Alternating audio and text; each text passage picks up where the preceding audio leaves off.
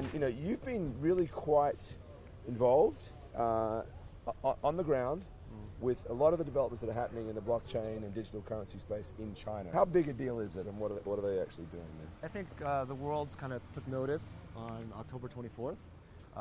That was when Xi Jinping stood up and they did two announcements. One was they're going live with the digital currency. That digital currency has been in planning since 2014, so it hasn't been a new thing. But because of the Libra situation, Mu Tantun, who is the head of the Digital Currency Research Institute, literally after he heard the news, ran back to Beijing, held a special workshop for all the communist officials, and decided, okay, we got to get in front of this and announce this digital currency. The second piece of news was Xi Jinping announcing essentially China's national blockchain strategy. Now, this is the sitting president, Xi Jinping, announcing it himself. He didn't get the vice premier, Li Keqiang, or other people to do it. He did it himself, which is in Chinese sort of you read between the lines. Okay, this means it's a serious business. The words central government and blockchain to a lot of folks in this space who've kind of emerged out of the early days of the decentralized permissionless systems such as Bitcoin and so forth seems like a complete contradiction, right? The fact that the government would be dictating and deciding what would be happening around the blockchain seems kind of like counterintuitive, right? So how do you reconcile that? I mean, what sort of when we talk about a blockchain with regards to China, how distributed is it? The world has been a centralized world for the thousands of years, arguably. We've dealt with centralized institutions, but now we have this new amazing technology which allows us to move away from that, right? So, but we have to keep in mind that most of the developed world and most of the financial institutions and the powers that be are centralized authorities, and they will be so for a very, very long time. Okay, from a country level, there's the sovereignty issue, right? I don't think they want to decentralize currencies anytime soon. That's not just China. Okay, that's every central bank in the world. Okay, so that's one thing. Now, I think that the key term in China's strategy is this very cryptic phrase called modernizing governance. China is right now in the beginning phases of radically modernizing its own governance structure. The Communist Party itself, in fact, and all the mechanisms by which it manages the country. You have to understand China is 1.4 billion people, so it's massive and actually far-reaching. So actually, thousands of years ago, when you have these emperors around, there's literally phrases where, far from the capital, basically the provincial, governors could do what they want. So Beijing could not monitor that, right? So now we have blockchain as a technology, which allows us to connect all the data and the ability to share value in the country. Now, instead of having heterogeneous, data structures and databases here, and court records here, and Taobao transactions there, they can actually unify it together and have interoperability. And then interoperability is in general a good thing. How you use it is maybe different. Yes, it's not decentralized. However, I would argue that I think people have stated in the past that once you have decentralization enter the picture, it's something that doesn't go away, right? So in order to get a country, which is a commanded country, to accept new technologies, it has to be done in their comfort level. So it has to be a permission blockchain. That being said, I think there's an opportunity.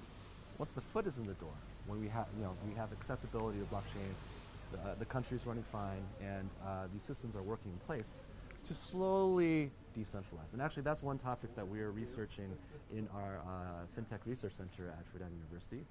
We are looking at creating what we call hybrid blockchain systems, right? We can start from a very centralized state, but once the government gets comfortable, maybe we stick the key and we stick it into a third-party institution with checks and balances and court orders and things like that.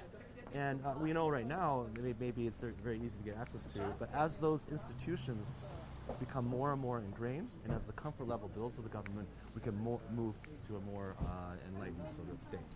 So let's just go a little bit to the governance, the modernizing governance concept, right? And it seems to me that this is being tied in with other important technological developments, IoT, artificial intelligence. We hear a lot about China focusing on smart cities, which would draw upon some of those elements, and it sounds as if blockchain is a part of that as well. Well, it's very, very interesting. I think there's one country in the world, I feel, that has the wherewithal to really implement at a massive global scale across the country smart cities technologies. Right? Smart cities, I've gone to these conferences over the years. Everybody talks about it, but actual implementations, little test beds here and there. We have cities doing that. Now China is different. China is actually, I think, going to be a first mover at creating, I would say, really modern smart cities. Cloud computing systems tied by 5G networks, with AI and big data systems on top, being able to do all the necessary things that they want to do.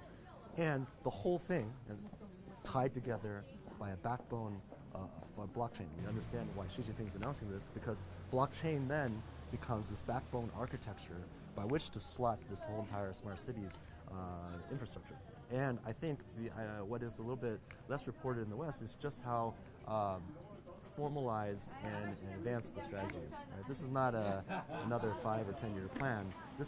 They're implementing it massively across the country right now, and this will be rolled out very, very soon.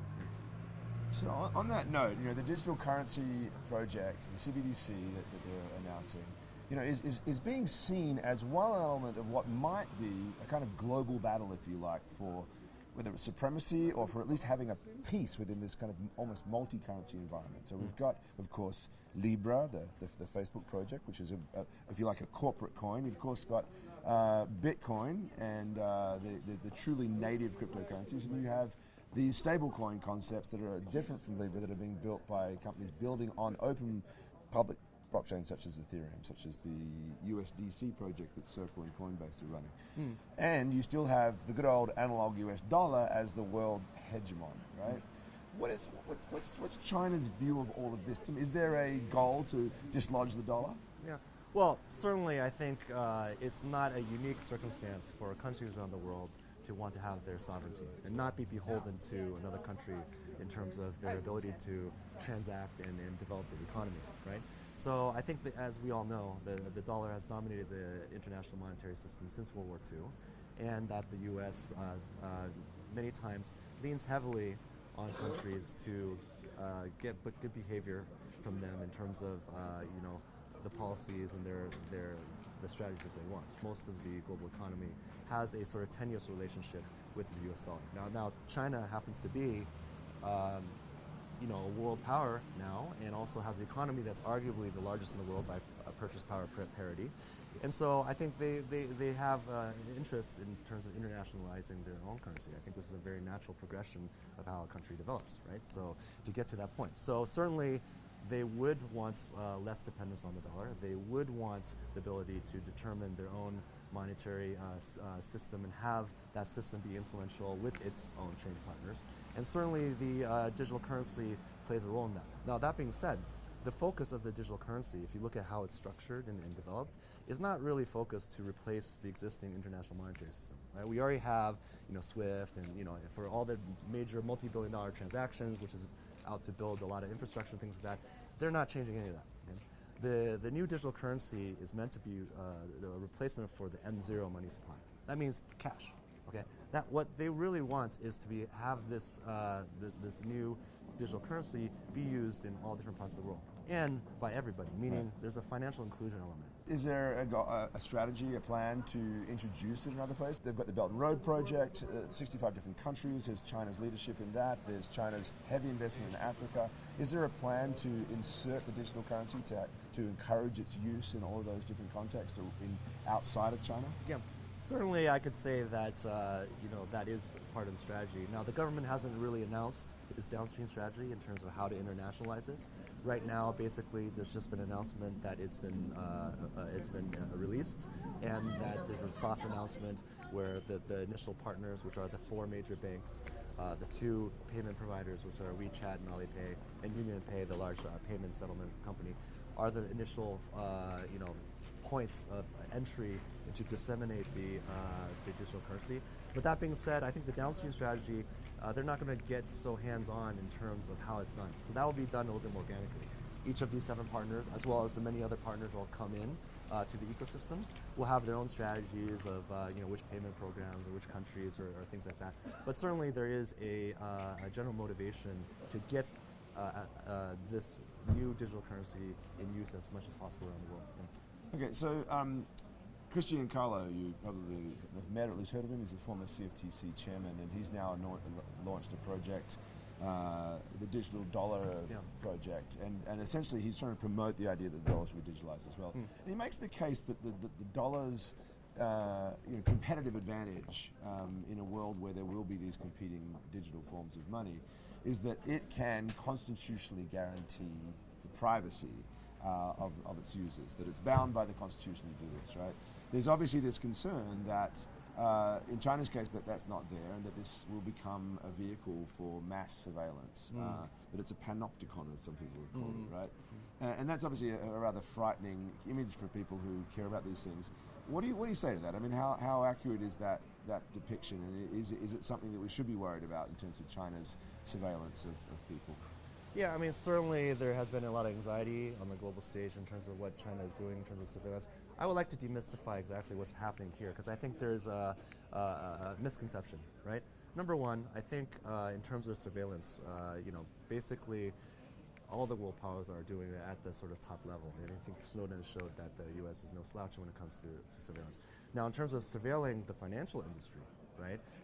One is arguable that I don't think it's an argument actually that basically the powers that be need to have access to financial transactions to make sure that nefarious things don't happen, namely terrorism, money laundering, all these type of things, right? The question is, how is that done? What are the checks and balances, and at what level it's done, right?